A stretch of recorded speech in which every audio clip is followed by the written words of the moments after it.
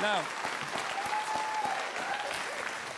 in a few minutes' time, we've got a really nice treat for you. I think you're going to enjoy it. You're going to hear the High Kings performing a classic song with an 8-year-old boy called Adam O'Sullivan from Abbeyfield, which is on the Limerick Kerry border, but you knew that anyway.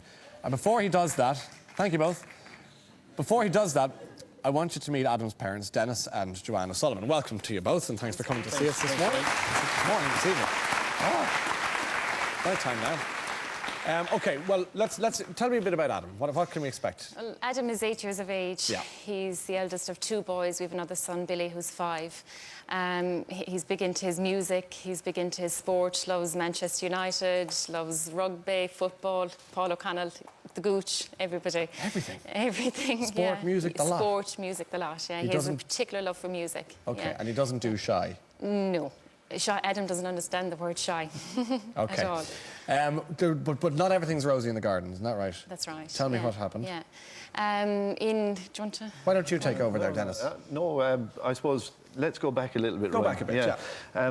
May of this year, myself and Joanne, we were having our 10th wedding anniversary, actually. Congratulations. Yes. And we were sitting in a hotel in Killarney, and we were saying life is great. Doing well, not like a lot of people in Ireland at the moment, doing well at work and doing well with my own business and everything else. Happy. And the most important thing to us is that our kids were healthy. Of course. And fantastic. And everything going well. Went into June, and then on the 13th of June, is our life just got exploded. Adam started getting pains in his head and vomiting and things, and we had to rush him to Tralee General Hospital, where they dropped the biggest bombshell of my whole life. They turned around and they told us that he had a large, not a small one, a large tumour on his brain. Oh, it was so big that it was the size of an egg, and it shattered our world and all our family's world and everybody around us as well. What was the diagnosis then? Basically, we were rushed to Temple Street in Dublin, and on the 18th of June, there was a major brain operation where they removed the cyst part of the tumour around. You know, they removed the outside piece of it. Yeah. You know, for the pituitary is in the middle of the brain, and it's a very important part of your brain because it controls all the hormones and all of the pieces that make your kidneys work and your thyroid and your growth. And if I went on, there isn't enough time in the show. It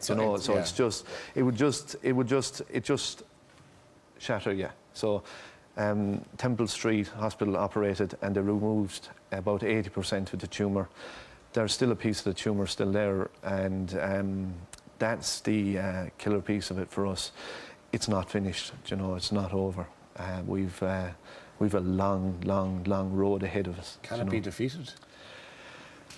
Well, the thing is, because of where it is, they'd be very slow to remove it. Okay. Because it could, as Dennis said, there's so many hormones that this pituitary gland controls, and the chances that they would do damage is quite high. So they're going to monitor it and just make sure that it doesn't grow. The likelihood is it will grow. They don't know when, and we don't know when. So at the moment, he has every 3 months he's going to have an MRI and further tests, just to keep an eye on it and just to make sure that it's not growing. So you're kind of in the dark, aren't you? Yeah. It's weird. The dark could be a great way of putting it, Ryan.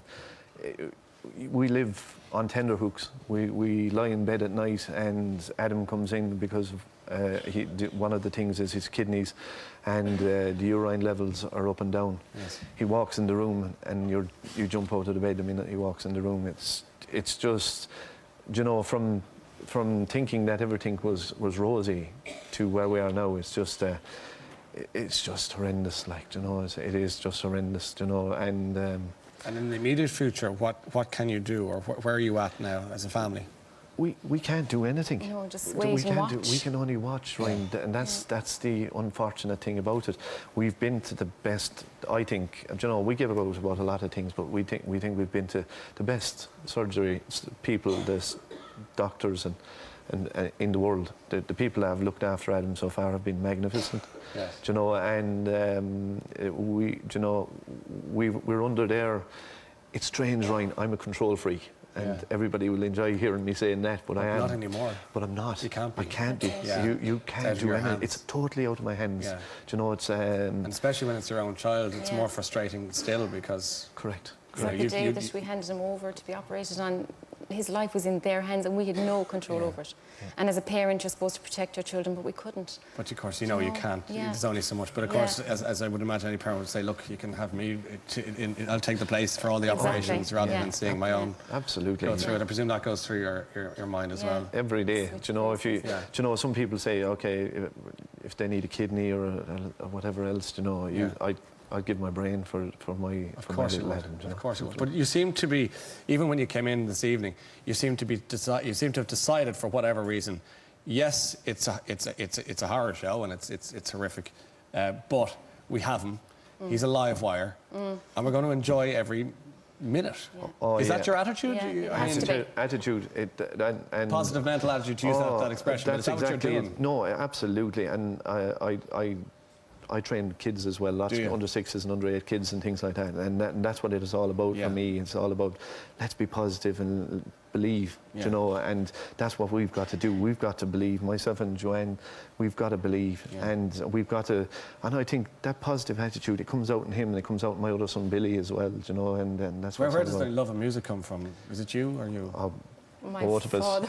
Your dad? Both of us. Both, yeah, you know, Joanne's dad was playing for years, and my uncle sang with the Pope and everything else. Okay. And you know, we just love music. And you have a papal pedigree. Exactly. That's pretty good stuff. Exactly. That comes from the hype now. Yeah. So it's all that. But what's the association then with the High Kings? How did that come about? That is just, you know, the High Kings to us. We've gone to see the High Kings way before this, way before. And we went back to the INEC and Clarny's team, I don't know how many times, 5 times, 4 or 5 times, and big fans. And big fans. Yeah. And one night we brought Adam and Billy along to different nights, and this one particular night that we went there, they stopped in the middle of the show. And they don't usually do this, the High Kings, but they stopped and they said, there's these 2 guys down there in the audience, and we're going down and we want to give them something. They give them a tin whistle and the whole thing, the whole place just, why are they giving the boys the tin whistle and things? And the whole place just erupted. And Adam came home with that tin whistle. And even before that, he could sing from the start of album 1 to the end of Memory Lane, which is the latest album that they have.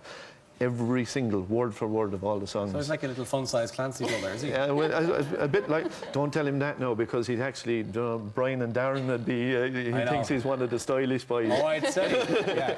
It's actually, I saw him earlier, he looks like a shrunk member of the band. Yeah. He does, he doesn't does. he? Yeah. We need to talk about their management with that. You get into that whole management. Well, look, would you like to see Adam sing with the High Kings? Ryan, just before you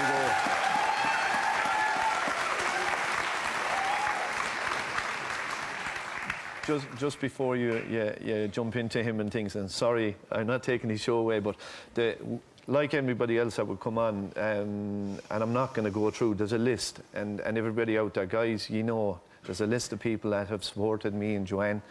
Whether it was when we were in the hospital or, you know, the making of the CD and things, Ryan, and everything. I'm not going to list them out, but we'd really like to say thank you, and thank you to all the staff. You know, I'm just talking to you here, and I talk to people every day on the radio and on and off the air. If we could borrow a little bit of your attitude and apply it to the whole country, I think we'd get out of this mess with a little more ease. I think it's just amazing. So well done. You know, we need that. So keep it going. Dennis and Joanne, it's a pleasure to see you. And obviously keep the flag flying and the chin up. And we'll keep an eye on your story. But in the meantime, the star of the show has just arrived. He's got some interesting backing singers today. Ladies and gentlemen, it's Adam and the High Kings.